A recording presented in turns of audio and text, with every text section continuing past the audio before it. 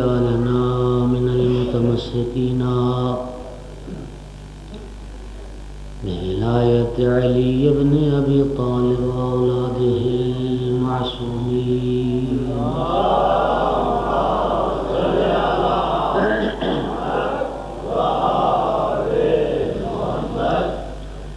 الحمد لله الذي جعلنا من الباقين على سيد الشهداء وأولاده وأصحابه المظلومين. الصلاة والسلام والتحية والإكرام على رسوله الكريم شفيع المذنبين أنيس الغريبين رحمة للعالمين. أعني العبد المؤيد الرسول المسدد المحمود الأحمد المصطفى الأمجد أبا القاسم محمد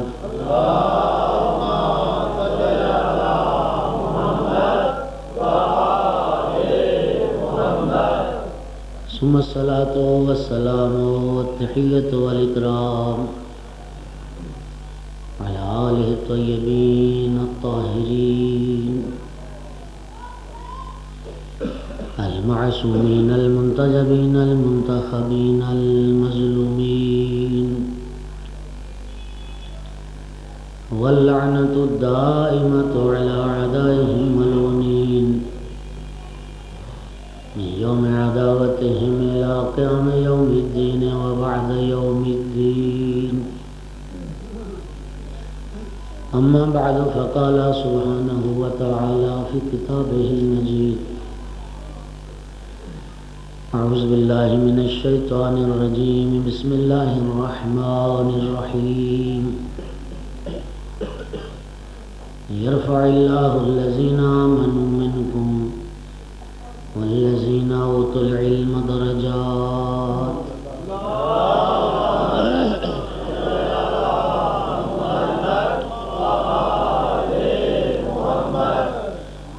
سامعین محترم، حاضرین مجلس، موالیان حیدر کرار، عزاداران آل محمد، اللہ رب العزت فرماتا ہے کہ میں نے عزت و عظمت صاحبان ایمان کے لیے رکھی ہے اور صاحبان علم کے لیے رکھی ہے۔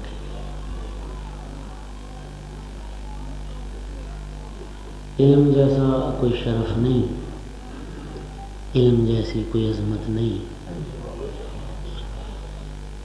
یہ جو انسان کائنات کو مسخر کر رہا ہے، یہ علم ہی کے کرش میں ہے۔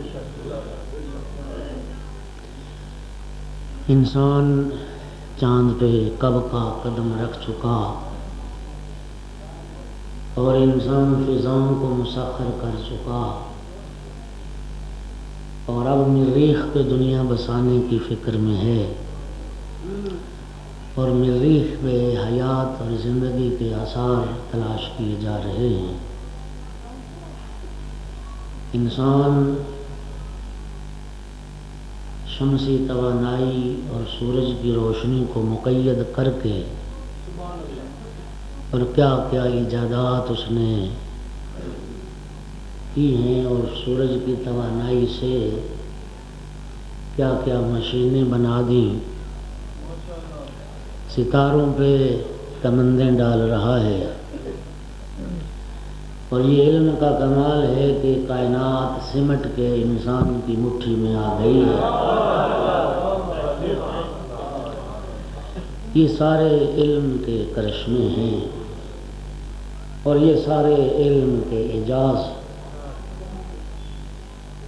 ان سارے سائنسی علمی معجزات کے باوجود رب العزت ارشاد فرماتا ہے: وَمَا أُوتِيتُم مِّنَ الْعِلْمِ إِلَّا قَلِيلًا۔ کہ تمہیں تو یہ تھوڑا سا علم عطا کیا گیا ہے، تو قلیل علم ہے جو تمہیں تم لوگوں کو جو عطا کیا گیا ہے یہ سارے کرشمے اس قلیل علم کے ہیں۔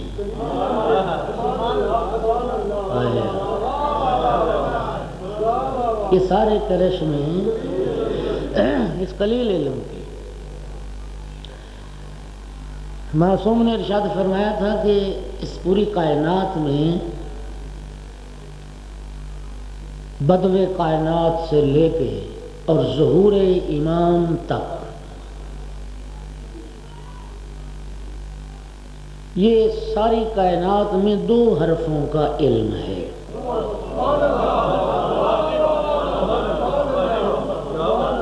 یہ سارا 2 حرفوں کا علم ہے، اور کل اللہ نے 27 حرفوں کا علم قرار دیا ہے۔ 25 حرفوں کا علم آئے گا جب وارث علم دنیا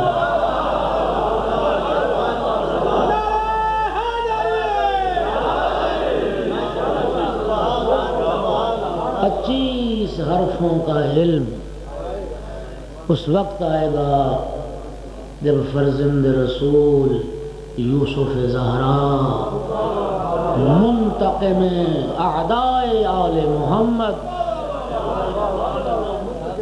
خون سید الشہداء کا بدلہ لینے والا جب صاحب الزمان ظہور فرمائیں گے تو تصور کر سکتے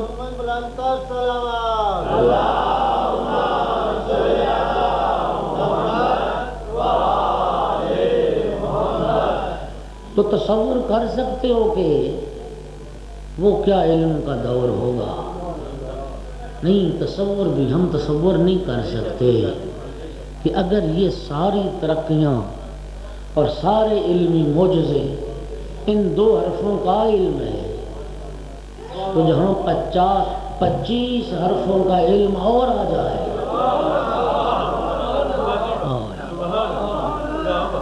جی میرے مولا امیر المومنین منبر کوفہ پہ دوران خطبہ سرکار نے ایک جملہ ارشاد فرمایا کوفے والو، شلال سے روشنیاں تمہارے گھروں میں پہنچائی جا سکتی ہیں۔ لفظ شلال استعمال فرمایا۔ شلال کہتے ہیں آبشار کو، اور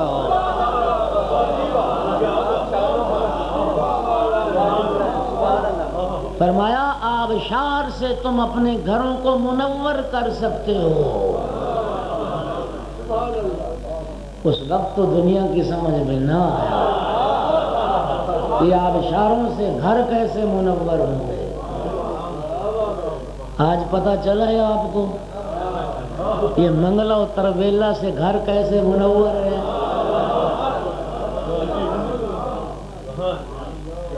یہ سارے سائنسی اعجاز اس 2 حرفوں کا کمال ہے۔ یہ ان 2 حرفوں کا کمال ہے کہ انسان ستاروں پہ کمندیں ڈال رہا ہے، چاند پہ قدم رکھ چکا ہے، شمسی توانائی کو قید کر کے اور چیزیں اور آلات ایجاد کر رہا ہے۔ جہاں یہ سارے کرشمے کیا ہیں؟ فرمایا وَمَا أُوتِيتُم مِّنَ الْعِلْمِ إِلَّا قَلِيلًا۔ یہ اس قلیل علم کا کرشمہ ہے۔ دوستو جہاں کل علم ہوگا،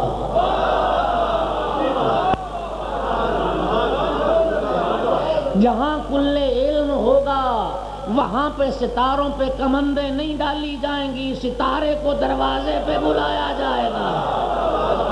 جہاں کل علم ہوگا وہاں پہ چاند کو اشاروں سے 2 ٹکڑے کر کے دکھایا جائے گا، اور جہاں کل علم ہوگا اشارے سے سورج کو پلٹا کے دکھایا۔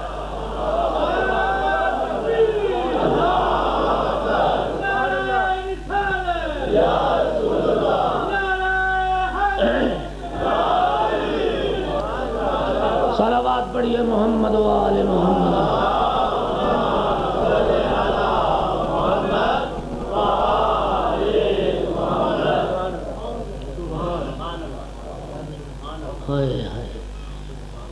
دنیا نے پہچانا جو نہیں آل محمد کی عظمت کو۔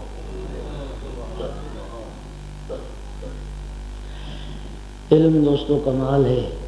اور کل سلسلہ گفتگو یہاں تک پہنچا تھا، اگرچہ وہ دباؤ آج ہے کہ وہ سرکار کا مناظرہ رہ گیا تھا، میں انشاءاللہ وہ بھی چند جملے اپنے ناقص علم کے مطابق عرض کروں گا، لیکن کل بات یہاں تک پہنچی تھی، ہر وہ علم جس کی مسلمان معاشرے کو ضرورت ہے وہ دین کا علم ہے اور وہ سیکھنا چاہیے۔ رحمت دو عالم نے فرمایا تھا، ایک ماں باپ کی طرف سے اولاد کے لیے علم سے بڑھ کے کوئی تحفہ نہیں، علم سے بڑھ کے کوئی وراثت نہیں، علم سے بڑھ کے کوئی ہدیہ نہیں، علم سے بڑھ کے کوئی قیمتی شے نہیں جو ماں باپ اپنی اولاد کو دے سکے۔ میرا سوال ہے، جو علی والے ہو، جو مکتب اہل بیت سے وابستہ ہو، ہمارے بچے کب تک مزدوریاں کرتے رہے؟ ہمارے بچے کب تک چھوٹی چھوٹی ملازمتیں اور نوکریاں کرتے رہیں گے؟ دوستو، اپنے سارے وسائل خرچ کر ڈالو اور اپنی اولاد کو اعلیٰ تعلیم دلواؤ۔ اس دنیا پر حکمرانی اور اس دنیا پر سلطنت اور اس دنیا پر حکومت یہ علم کے ذریعے ممکن ہے۔ آپ لبنان کی تاریخ کو پڑھیے، سید موسیٰ صدر اور جو ڈاکٹر مصطفیٰ چمران اور کیسی شخصیات نے لبنان میں جو انقلاب آیا، وہ یہی دیکھا سید موسیٰ صدر نے کہ شیعہ کیا کرتے تھے، سارے شیعہ مزدوریاں کرتے تھے، ریڑیاں لگاتے تھے، جھاڑو دیتے تھے، علم کا انقلاب لائے وہاں، اور فرمایا یہ تبدیلی ممکن نہیں ہے جب تک علم ملت میں نہ آئے۔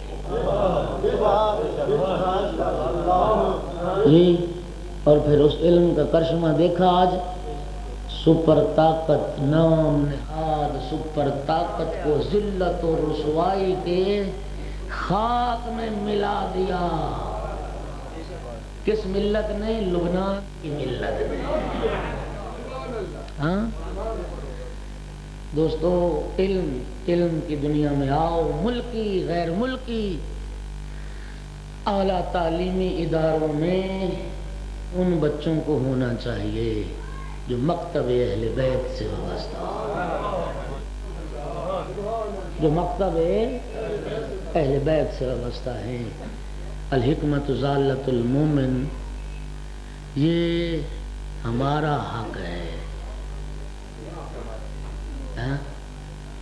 یہ ہمارا حق ہے، اس لیے کہ ہمارے ہادی کائنات کے سب سے بڑے عالم تھے، ہمارے رہنما کائنات کے سب سے بڑے عالم تھے، اور ایسے عالم تھے جنہوں نے اپنے علم سے لوگوں کو ہلاکتوں سے بچایا۔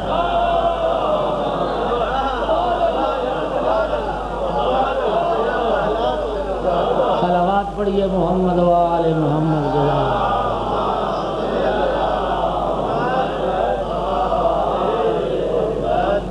لیکن دین کا علم، احکام شریعت کا علم، مبتلا بے مسائل کا علم، جن مسائل دین کی انسان کو عموماً ضرورت پڑتی رہتی ہے اور مبتلا بے مسائل ہیں، ان کا علم سیکھنا اور ماں باپ پر اولاد کو سکھانا واجب ہے۔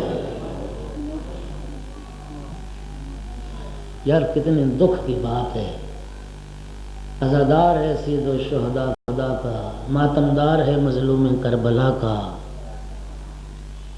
اور اسے پتہ ہی نہیں ہے غسل جنابت کیا ہے، اسے پتہ ہی نہ ہو کہ میں نجس ہو جاؤں تو پاک کیسے ہونا ہے، اسے پتہ ہی نہیں کہ سفر میں نماز کا کیا حکم ہوتا ہے، اسے پتہ ہی نہیں کہ بازار میں اگر چل رہا ہوں تو بازار میں جانے کے آداب کیا ہیں۔ جی یہ گھر بیٹھے تو باتیں نہیں آئیں گی، علم سے، اور علم علماء کو گالیاں دے کے آئے گا یا محبت کر کے آئے گا؟ علماء سے نفرت کر کے آئے گا یا علماء سے دوستی کر کے آئے گا؟ جی دوستو یاد رکھیے،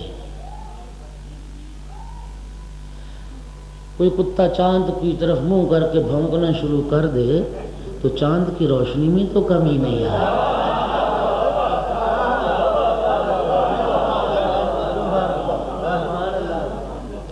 کوئی آسمان پہ تھوکنا چاہے تو تھوک آسمان پہ تو نہیں جائے گی، اپنا ہی منہ خراب کرے گا۔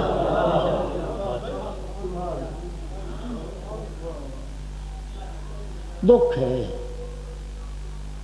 صدمہ ہے، درد ہے، خدا کو گالیاں بکنے والے لوگ بھی ہیں، مصطفیٰ کو گالیاں بکنے والے لوگ بھی ہیں، ائمہ کی شان میں گستاخی کرنے والے بھی گزر گئے۔ خدا و رسول ائمہ کا کچھ بگڑا؟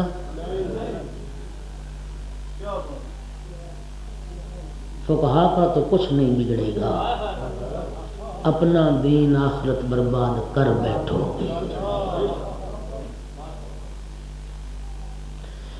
اس لیے ذرا تعصب کو ہٹا کے، ذرا جذبات کو ایک طرف رکھ کے ذرا سوچئے تو صحیح، 12ویں آقا جب پردہ غیبت کبریٰ میں جا رہے تھے ہمیں بے مہار چھوڑ دیا،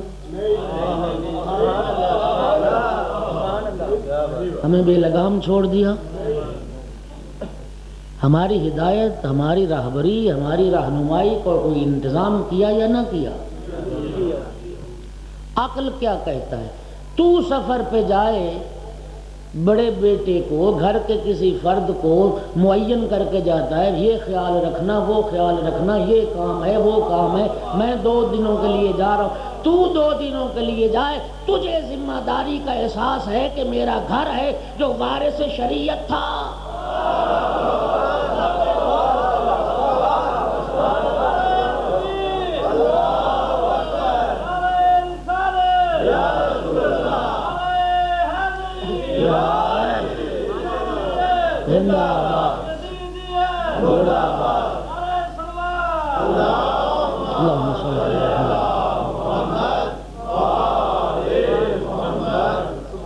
جو وارث دین تھا وہ لوگوں کو بے مہار چھوڑ گئے،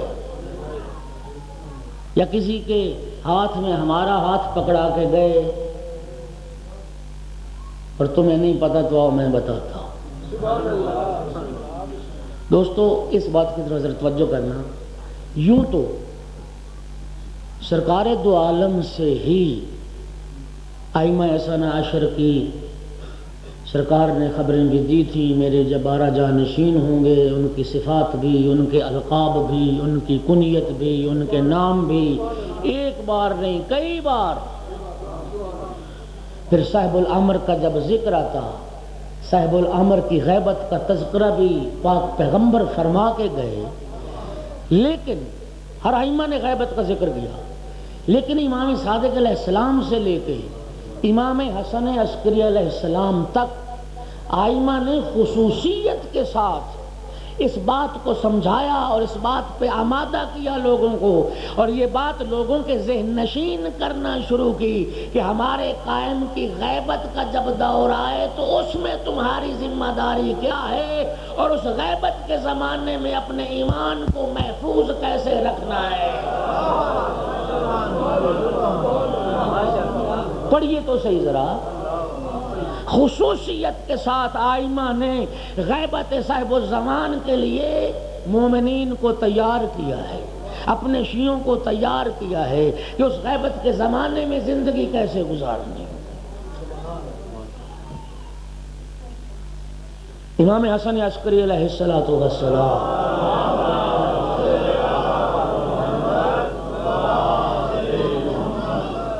یہ فرما کے گئے کہ جب غیبت کبریٰ کا زمانہ ہو، اما من کون من الفقہاء صائنا لنفسہ حافظا لدینہ مخالفا لہواہ مطیعا لامر مولاہ فللعوام ان یقلدوہ۔ تیری مرضی ہے نا، جی ماننے پہ آئے تو ننگ دھڑنگ کی مان لے، نہ مانے تو امام کی نہ مانے. ہاں 11واں امام فرما کے گئے ہیں. غیبت کے زمانے میں ہماری ذمہ داری کیا ہے؟ من کون من الفقہاء، وہ فقیہ جو اپنے نفس کی حفاظت کرنے والا، وہ فقیہ جو خواہشات نفس کی مخالفت کرنے والا ہو، وہ فقیہ جو اپنے مولا کا مطیع اور فرما بردار ہو. عوام کا فریضہ ہے اس فقیہ کی تقلید کرو.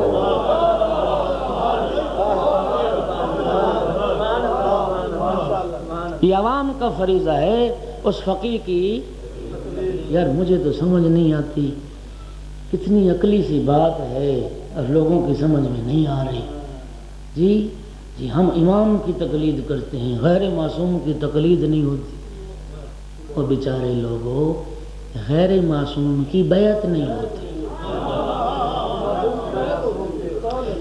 بیعت کے لیے معصوم ہونا شرط ہے، تقلید کے لیے تو معصوم ہونا شرط ہی نہیں ہے. دنیا تقلید کہتے کسی، آؤ سنو، کوئی تقلید پہاڑ ہے؟ کس قدر نفرتیں پھیلا. یہ ساری نفرت کی دیواریں سمجھیے، سنیے راز کیا اس میں. یہ مکہ والے پیغمبر کے مشرک سارے مخالف ہو گئے تھے. کیوں؟ توجہ کرنا. سرکار دو عالم کے دشمن بن گئے. جرم کیا تھا؟ وہ فرماتے تھے کہ وحدہ لا شریک لائق عبادت ہے، یہ بت لائق عبادت نہیں ہے. ایک مشرکین کی مخالفت کی وجہ پاک پیغمبر کی یہ تھی کہ ان کے کاروبار کو نقصان ہوتا تھا.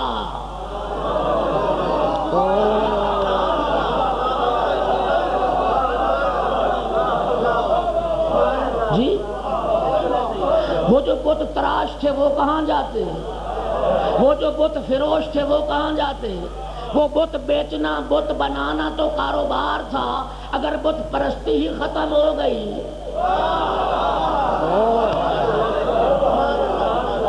اگر بت پرستی ختم ہو گئی، اگر سارے توحید پرست ہو گئے، ہم بت بنائے گا کون؟ بت خریدے گا کون؟ بت کی پرستش کرے گا کون؟ ان کے معاش کا نقصان تھا. جمع ہو گئے کہ نہیں؟ ہمارے خداؤں کو برا کہتا ہے. ہاں یہ عنوان بنایا، اصل میں انہیں معاشی نقصان نظر آ رہا تھا. آج بھی جہلا جو فقہاء اور علماء سے دور کر رہے ہیں، وجہ صرف یہ ہے کہ اگر ملت میں شعور پیدا ہو گیا اور حق حق باطل باطل ہو گیا، ہماری جہالت کون خریدے گا؟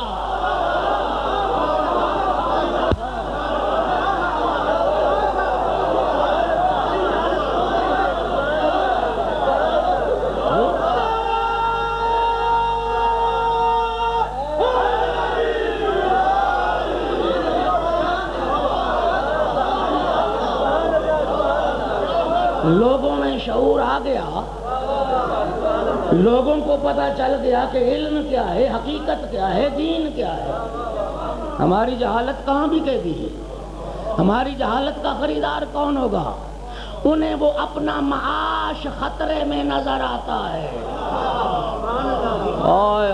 تبھی کہتے ہیں مولویوں سے بچو، ابا امام والوں سے بچو.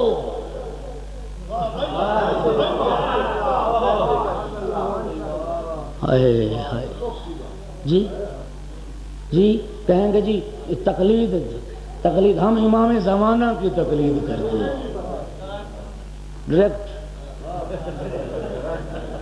اس بیچارے کو پتہ ہی نہیں. میں کہتا ہوں امام کا بندہ مقلد ہو جائے تو اس سے بڑا شرف اور کیا ہے امام کا. لیکن میرا سوال یہ ہے، جو داڑھی منڈوا کے کہتا ہے میں امام کا مقلد ہوں، یہ کس امام کی تقلید ہے؟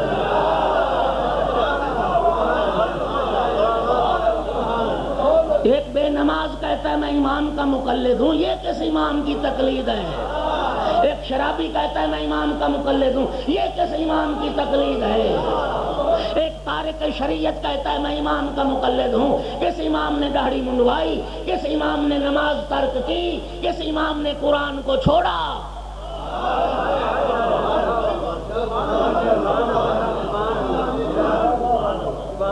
شیطان کی تقلید کر کے امام کو بدنام ہے۔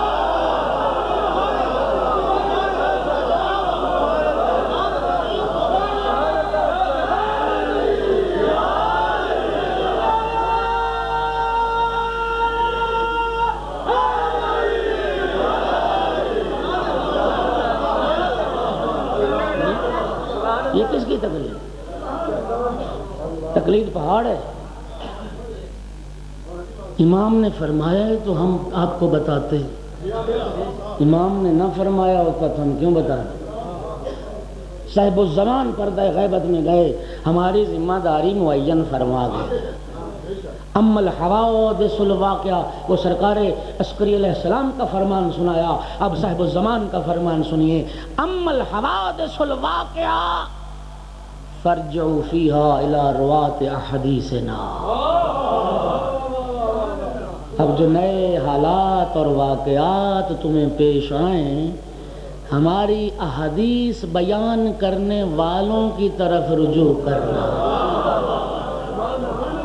اب تیری دیانت، تیرا انصاف، تیرا ایمان، وہ جس کے گھر ہارمونیا ہے وہ احادیث جانتا ہے؟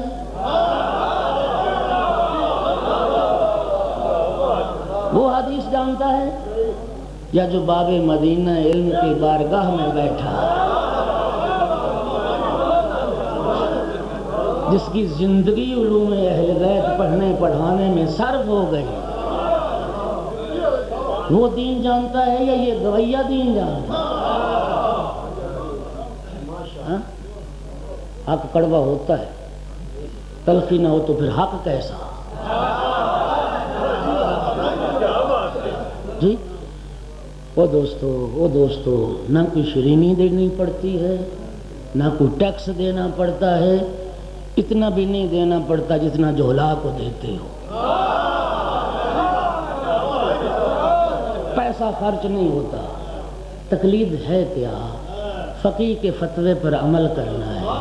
میں جس مسئلہ شریعت کو نہیں جانتا، میرا سوال ہے پورے مجمع سے، میں وراثت کا مسئلہ نہیں جانتا، میں نکاح طلاق کا مسئلہ نہیں جانتا، بتائیے میں کہاں جاؤں؟ میں مسئلہ پوچھنے زین دوزوں کے پاس آؤں؟ میں مسئلہ پوچھنے کسی لوہار موچی کے پاس جاؤں؟ کسی ڈاکٹر کے پاس؟ کسی یونیورسٹی کے پروفیسر کے پاس؟ میں دین کا مسئلہ نہیں جانتا، میں بتاؤ کس کے پاس جاؤں؟ بولو تو صحیح، کس کے پاس جاؤں؟ وہی جو دین کو جانتا ہے، جو دین کو سمجھتا ہے، اسے فقیہ کہتے ہیں۔ فقیہ کے پاس جانے کا حکم امام دے رہا۔ جی ہم تقلید نہیں کریں گے، فقیہ کے فتوے کو، فقیہ کی بات کو ماننے کا نام تقلید ہے۔ جو تم نہیں جانتے اس کو پوچھو فقہا سے۔ عجیب بات ہے، مجھے نہیں سمجھ آتی، تقلید کے خلاف زبانیں کھلی ہیں لوگوں کی۔ جی بچو جی تقلید نہیں کرنی، تو یار اگر تو نے فرض کر لیتے ہیں کہ نہیں کرنی تقلید ہے، تو عالم کی نہیں کرنی تو جاہل کی بھی نہ کر۔ اگر فقیہ کی نہیں کرنی، یہ جس کی بات تو مان رہا ہے، جس کی بات مان رہا ہے اور اس کی مان کے کہتا ہے تقلید نہیں کرنی، یہ بھی تو اس کی تقلید ہی کی ہے نا۔ جاہل کی مان لیتا ہے، فقیہ کی نہیں مانتا۔ ہاں یہ زندگی جن کی گزر گئی علوم محمد و آل محمد میں، ان کی نہ مانی جائے، جاہل کی مانی جائے۔ اللہ رب العزت نے کلام مقدس میں ایک بڑا خوبصورت استدلال ہے، بڑی دلیل ہے۔ اللہ رب العزت فرماتا ہے أَفَمَنْ يَهْدِي إِلَى الْحَقِّ أَحَقُّ أَنْ يُتَّبَعَ أَمَّن لَا يَهِدِّي إِلَّا أَنْ يُهْدَى فما لکم کیف تحکمون۔ رب العزت فرماتا ہے کہ وہ جو حق کی طرف ہدایت کرتا ہے اس کی اتباع کی جانی چاہیے یا وہ جسے خود ہدایت کی ضرورت ہے؟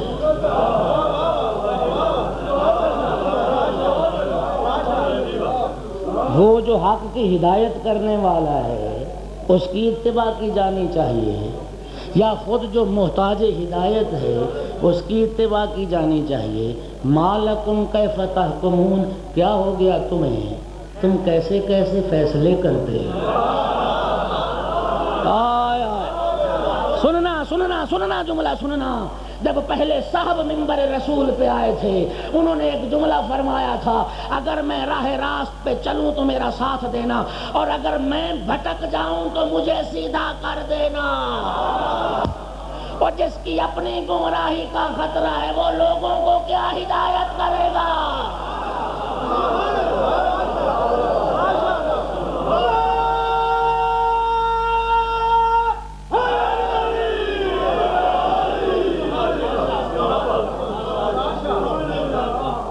وہ دوستو صرف تقلید یہی، اس غیبت کے زمانے میں اپنا دین پوچھنا ہے تو علماء سے پوچھ، جو دین جاننے والے ہیں ان سے پوچھ، اور فقیہ کے فتوے پہ عمل کرنے کو تقلید کہتے ہیں۔ اچھا کتنی یار خوبصورت بات ہے۔ میرا الحمدللہ صاحبان علم و معرفت ارباب دانش تشریف فرماؤ، مجھے یہ بتائیے کہ بروز قیامت میں اپنے ہر عمل کا اللہ کی بارگاہ میں جواب دے بنوں اور ہر بات کا مجھے خود جواب دینا پڑے، یہ آسان ہے یا میری جگہ کوئی جواب دے ہو؟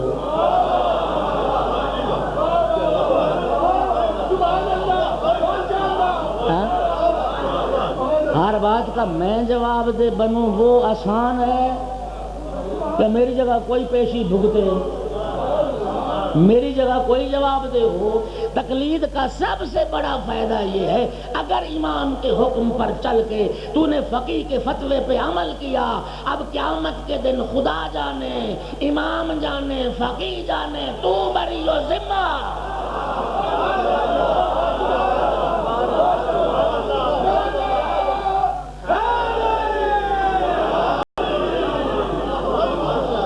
تو بری و ذمہ ہے جی۔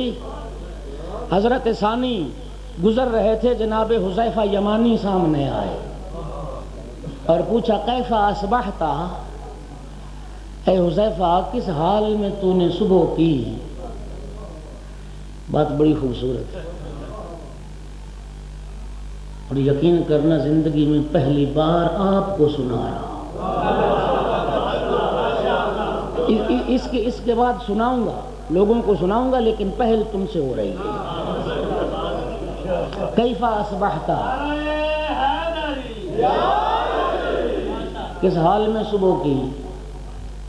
جناب حذیفہ یمانی نے فرمایا میں نے اس حال میں صبح کی، اصبحت واکرہ الحق، میں نے اس حال میں صبح کی کہ میں حق کو ناپسند کرتا ہوں، وہ احب الفتنہ تھا، فتنہ سے محبت کرتا ہوں، وَأَشْهَدُ بِمَا لَمْ أَرَى، گواہی اس کی دیتا ہوں جس کو دیکھا نہیں، وَأَنَّ لِي فِي الْأَرْضِ مَا لَيْسَ لِلَّهِ فِي السَّمَاءِ، اور اس حال میں نے صبح کی ہے زمین پر میرے پاس وہ ہے جو آسمانوں میں خدا کے پاس نہیں۔ اوئے ہوئے ہوئے، دماغ چکرا گیا، دماغ چکرا گیا۔ یہ کیا کہہ رہے حذیفہ؟ حذیفہ یمانی اصحاب خواص سے سرکار دو عالم میں سے، جسے رحمت دو عالم نے اسرار تعلیم کیے تھے۔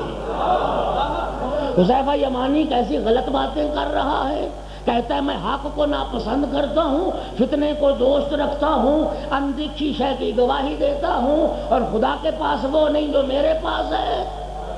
غضبناک ہوئے غضبناک، کہ تیری ان باتوں کا تو اسے انتقام لیا جائے۔ حالت غضب میں جا رہے میرے آقا امیر المومنین آئے، کیا ہوا حضرت؟ کہا حذیفہ یمانی ایسی باتیں کر رہا ہے۔ کیا کہا حذیفہ نے؟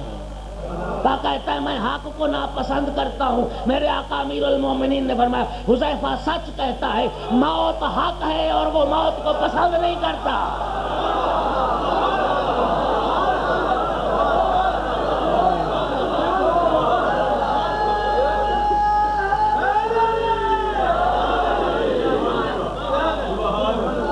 موت حق ہے، وہ سچ کہتا ہے، موت حق ہے اور وہ حق کو پسند۔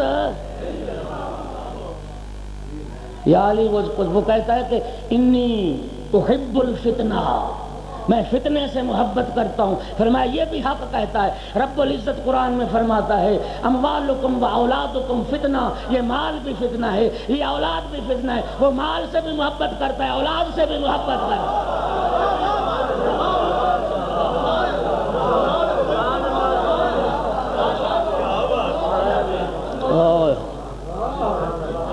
یا علی وہ کہتا ہے میں اس کی گواہی دیتا ہوں جس کو نہیں دیکھا۔ فرمایا سچ کہتا ہے، خدا کو نہیں دیکھا گواہی دیتا ہے،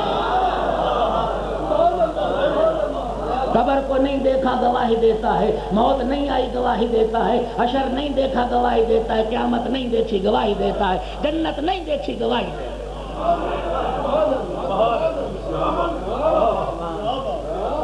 یا علی وہ تو غضب ڈھا دیا، وہ کہتا ہے خدا کے پاس وہ نہیں جو میرے پاس ہے۔ فرمایا سچ کہتا ہے، اللہ کی نہ بیوی ہے نہ بیٹے ہیں، اس کے بیوی بھی ہے بیٹے بھی ہے۔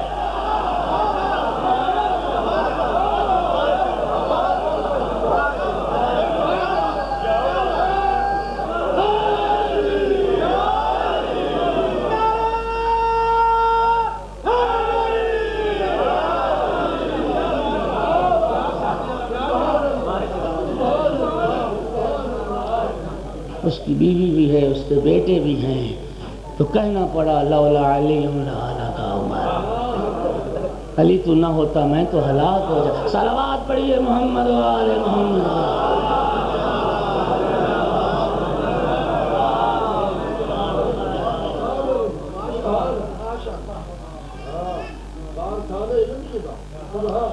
صدیقہ کبریٰ کی شہادت کے بعد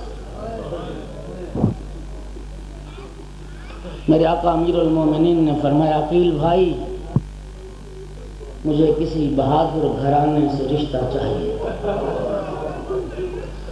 میں چاہتا ہوں کہ شادی کروں، اللہ مجھے ایک بہادر فرزند عطا فرمائے جو کربلا میں فرزند رسول پر میری طرف سے جان قربان کرے۔ اور دوستو سننا، پنج تن پاک میں سے پانچویں تن تھے حسین۔ 4 تن تو دنیا سے پردہ فرما گئے تھے نا، لیکن خدا جانتا ہے ہر تن نے اپنا نمائندہ کربلا میں بھیجا ہے، ہر تن نے اپنی قربانی کربلا میں بھیجی ہے۔ تیرے نبی کی قربانی کا نام ہے علی اکبر۔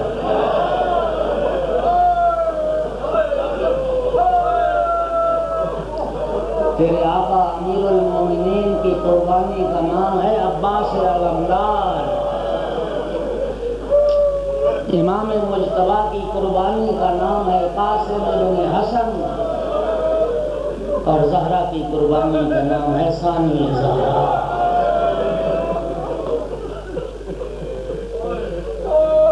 فاطمہ کلابیہ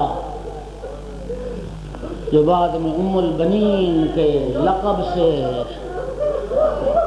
فاطمہ کلابیہ جو ام البنین کے لقب سے ملقب ہوئیں، لیکن خدا جانتا ہے واقعہ کربلا کے بعد بقیع میں بیٹھ کے روتی تھی ام البنین، اور جب عورتیں آ کے کہتی تھی نا اے ام البنین، بی بی رو کے کہتی تھی اب میرا عباس تو مارا گیا، میرا جعفر تو مارا گیا، میرا عثمان تو مارا گیا، اب مجھے ام البنین نہ کہو، میرے وہ بیٹے مارے گئے جن کی وجہ سے میں ام البنین۔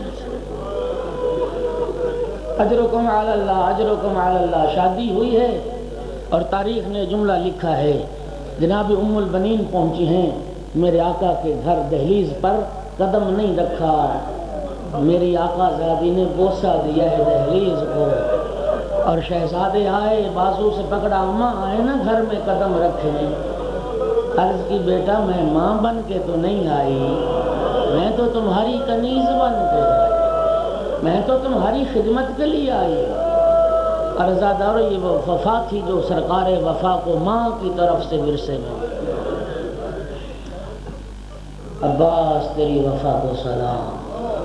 آزاد اور جملہ سنو گے؟ 9 محرم کو سرکار سید الشہداء نے ابن سعد کی طرف پیغام بھیجا کہ میرے ساتھ ملاقات کر اور میں حسین تجھ سے ملنا چاہتا ہوں، اور فرزند رسول آخری اتمام حجت کرنا چاہتے تھے۔ عمر ابن سعد اپنے ساتھ سپاہیوں کا ایک دستہ لے کے امام حسین کے ساتھ پاس آیا۔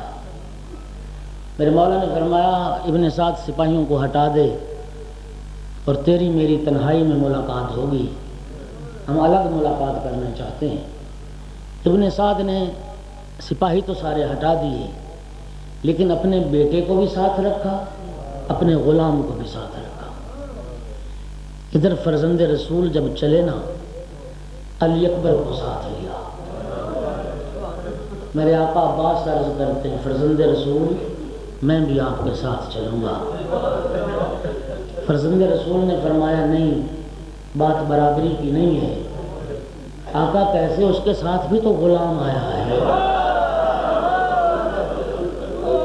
آقا ابن سعد کے ساتھ بھی تو غلام آیا ہے، میں بھی غلام کی جگہ آپ کے ساتھ جاؤں۔ اجرکم علی اللہ، اجرکم علی اللہ۔ عزادارو کیا خوبصورت منظر لکھا ہے ارباب مقاتل نے، اتنا خوبصورت جوان۔ جب شہزادہ علی اکبر اور ابو الفضل العباس چلتے تھے نا مدینے کے بازار میں، اور عجیب اتفاق ہے کہ تمام ارباب مقاتل نے یہ بات لکھی ہے۔ جب بازار مدینہ سے گزرتے تھے نا چچا بھتیجا، لوگ دکانیں چھوڑ کے نکل آتے تھے، لوگ گھر چھوڑ کے نکل آتے تھے ان شہزادوں کی زیارت کے لیے۔ کوئی غم نہ دیکھو سوائے غم آل محمد کے۔ عاشور کا دن آیا، قربانیوں کا سلسلہ شروع ہوا۔ میرے آقا عباس عرض کرتے ہیں فرزند رسول اب مجھے بھی اذن جہاد دیجئے۔ میرے مولا نے فرمایا عباس تو میری فوج کا سپہ سالار ہے، تو سردار لشکر ہے۔ عباس رو کے عرض کرتے آقا وہ لشکر کہاں گیا جس کا میں سردار؟ جہاں وہ لشکر گیا وہیں جانے کی مجھے اجازت دیجیے۔ عزادارو کربلا میں ایک خیمہ مخصوص تھا جس میں صرف مشکیزیں رکھے جاتے تھے۔ میرے آقا عباس گئے نا اس خیمے میں، کیا دیکھا؟ وہ جو نمدار مشکیزیں تھے، حسین کے چھوٹے چھوٹے بچے ان مشکیزوں پر لیٹے ہوئے تھے۔ العطش العطش کی صدائیں آ رہی تھی، ہائے پیاس ہائے پیاس۔ جناب سکینہ آگے بڑھے، چچا میرے ہونٹ نیلے پڑ گئے، چچا میری پیاس کا تو کچھ خیال کریں، بچوں کی پیاس کا تو کچھ خیال کریں۔ فرمایا سکینہ بیٹی تیرا بابا اجازت جو نہیں دیتا۔ جناب سکینہ ساتھ آئی ہیں، مظلوم کربلا نے پانی لانے کی اجازت عطا فرمائی، لیکن فرمایا عباس پانی لینے سے پہلے، جانے سے پہلے خیموں میں جاؤ اور بہنوں سے مل کے آؤ، اہل حرم سے ودا کر کے آؤ۔ میرے آقا عباس آئے بہن زینب کے خیمے میں، بہن میں پانی لینے جا رہا ہوں۔ عزادارو میری آقا زادی نے فرمایا عباس تھوڑی دیر کے لیے میرے سامنے بیٹھ، جس طرح نمازی تشہد میں بیٹھتا ہے یوں دو زانو ہو کے سر جھکا کے جناب زینب عالیہ کی خدمت میں عباس بیٹھے۔ میری آقا زادی نے فرمایا عباس جاتے ہو تو ایک بات سنتے جاؤ، میں چھوٹی سی تھی، میں اپنے بابا کے زانوں پہ بیٹھی تھی، ایک مرتبہ اچانک میرے سر سے ردا ہٹ گئی۔ عباس عباس بھائی میرے سر سے رضا ہٹنے کی دیر تھی، میرے بابا نے سر کے بھی بوسے لیے، میرے شانوں کے بھی بوسے لیے، میرے بابا رونے لگ گئے۔ میں نے پوچھا بابا رونے کا سبب کیا ہے؟ فرمایا زینب بیٹی ایک وقت آئے گا تیرے سر پہ رضا سلامت نہیں رہے گی، تیرے بازوؤں میں رسیاں باندھی جائیں گی۔ عباس بھائی میں اس وقت سے سوچتی رہی جس کے 18 بھائی ہوں، جس کے حسن و حسین جیسے، جس کے محمد حنفیہ عباس جیسے بھائی ہوں، اس بہن کی چادر کو کوئی ہاتھ لگائے، لیکن عباس اب تو جا رہا ہے، مجھے یقین ہو گیا میری چادر سلامت نہیں رہے گی۔ بس عزادارو مشکیزے کو علم کے ساتھ باندھا، شہنشاہ وفا گھوڑے پہ سوار ہوئے، 4000 کا دستہ متعین تھا، اور روایات میں ہے کہ ایک ہی ہتھیار، بعض رباب مقاتل نے نیزہ لکھا ہے، بعض نے تلوار لکھی ہے، 4000 کے لشکر سے گھاٹ چھڑایا، 80 ملاعین کو فنار کر کے گھوڑا فرات میں ڈالا۔ جب ڈالا ہے نا فرات میں گھوڑا، تو باقی ڈھیلی چھوڑ دی اور فرمایا گھوڑا میں جانتا ہوں تو پیاسا ہے، پانی پی لے۔ جب میرے آقا نے فرمایا نا تو گھوڑے نے سوار کی طرف دیکھا، اپنی زبان بے زبانی سے کہا میں ہوں وفادار کی سواری، آقا تو پیاسا رہے اور میں پانی پی لوں۔ میرے آقا عباس فرات میں اترے، چلو میں پانی بھرا، گویا لشکر یزید سے کہہ رہے ہوں گے تمہیں ناز تھا نا پانی پہ قبضہ ہے، دیکھو اب عباس کا قبضہ۔ آقا تیری وفا کو سلام۔ پھر دوسرے لمحے پانی دریا میں پھینک دیا۔ یہ تھی وہ وفا۔ اور لکھا ارباب مقاتل نے شب 21 کو شہادت ہوئی ہے میرے آقا امیر المومنین کی، شہادت سے پہلے ساری اولاد کو وصیت فرمائی۔ یہ جملہ موجود ہے وصیت کا، جناب عباس کو چھوٹے بیٹے کو بلایا، سینے سے لگایا اور فرمایا بیٹا عباس تیرے لیے بس ایک وصیت ہے، اذا کان یوم عاشورا ودخلت المشرع ایاک ان تشرب الماء واخوک الحسین عطشان۔ بیٹا جب عاشور کا دن آئے اور تو دریا پہ پہنچ جائے، بس اس بات کا خیال رکھنا کہیں ایسا نہ ہو حسین پیاسا رہ جائے تو پانی پہ۔ اجرکم علی اللہ۔ عباس نے مشکیزے کو پر کیا، اور ایک خواہش ہے کہ جناب سکینہ تک، حسین کے بچوں تک پانی پہنچ جائے۔ عزادارو لشکر یزید نے یکبارگی جو حملہ کیا، تیروں کی برسات،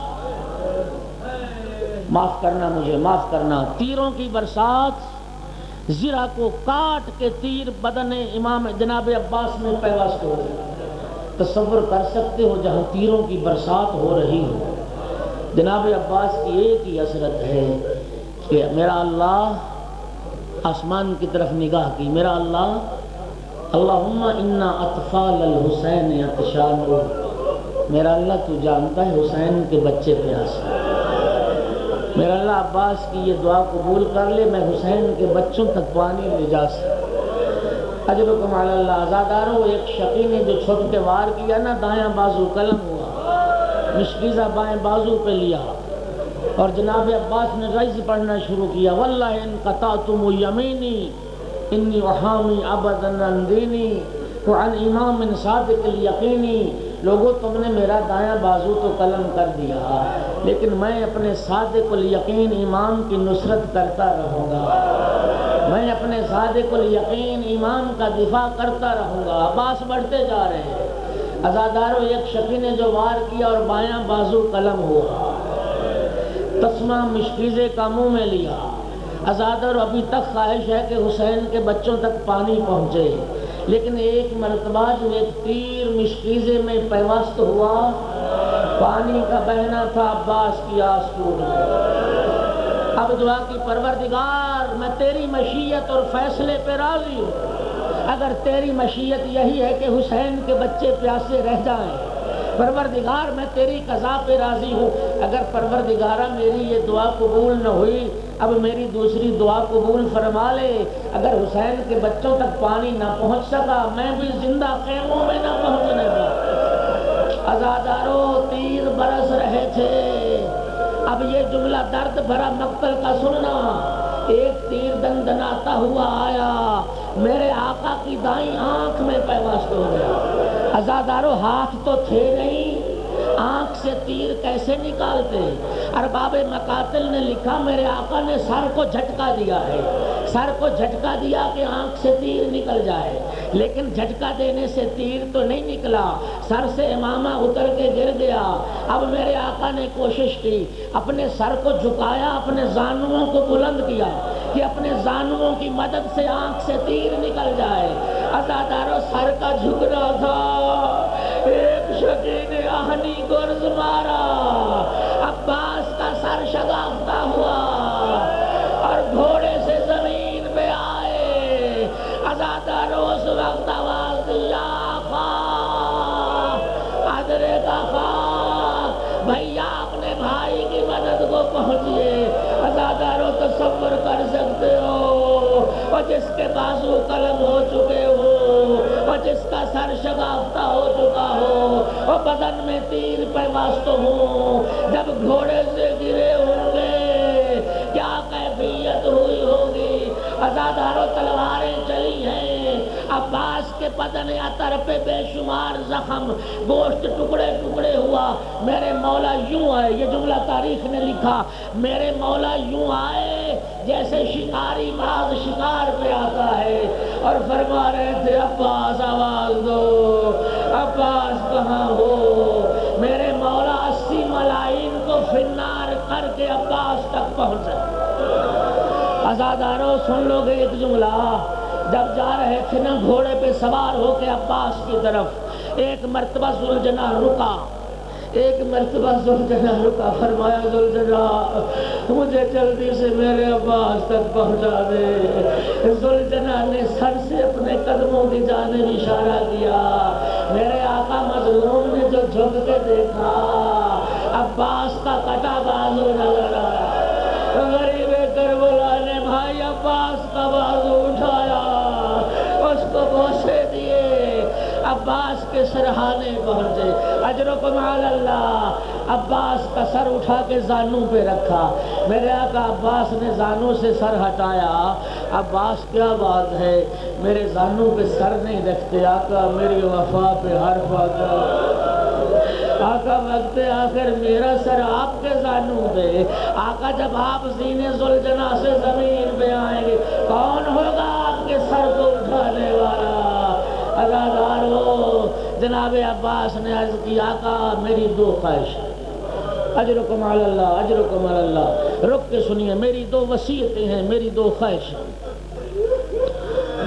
آقا میری پہلی خواہش یہ ہے, میں جب پیدا ہوا تھا نا میری ماں مجھے بتاتی تھی, میری ماں مجھے بتاتی تھی عباس جب تو پیدا ہوا نا تو تو نے آنکھیں نہیں کھولی تھی, میری گود میں آیا تو نے آنکھیں نہیں کھولی, تیرے بابا نے تمہیں اٹھایا تو نے آنکھیں نہیں کھولی, تیری بہنوں نے اٹھایا تو نے آنکھیں نہیں کھولی.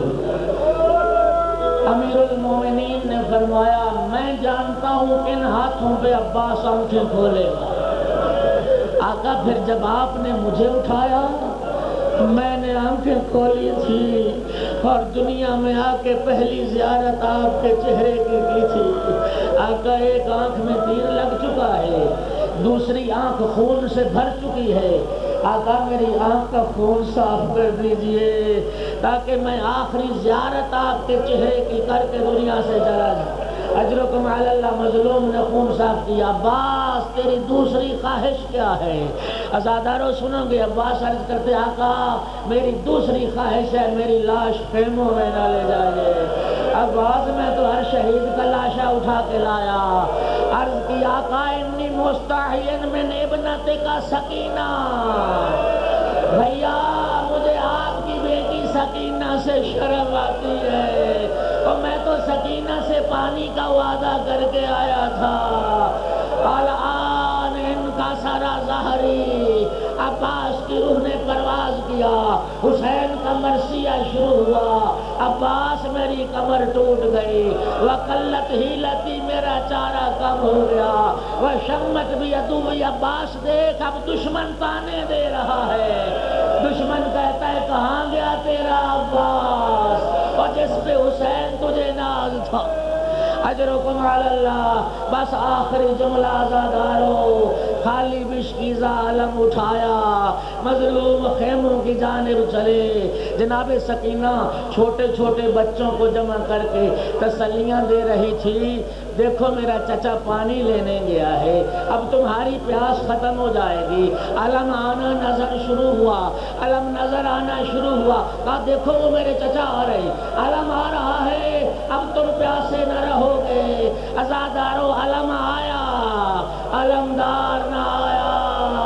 جناب سکینہ نے پوچھا یا بتا حل لک علم بعمی العباس، بابا میرے چچا عباس کی کوئی خبر ہے؟ فرمایا سکینہ بیٹی تیرا چچا بازو کٹا کے فرات کے کنارے سو گیا۔ عزادارو یہ جملہ سنا جناب سکینہ نے، فرات کا رخ کیا، پکار کے کہا چچا عباس ایک مرتبہ واپس آ جا، سکینہ زندگی میں پانی نہیں مانگے گی۔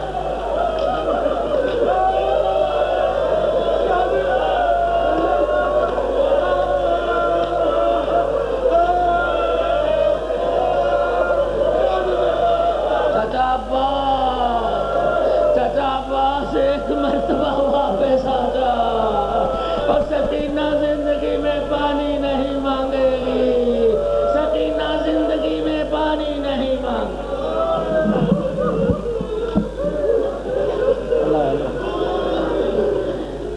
گی۔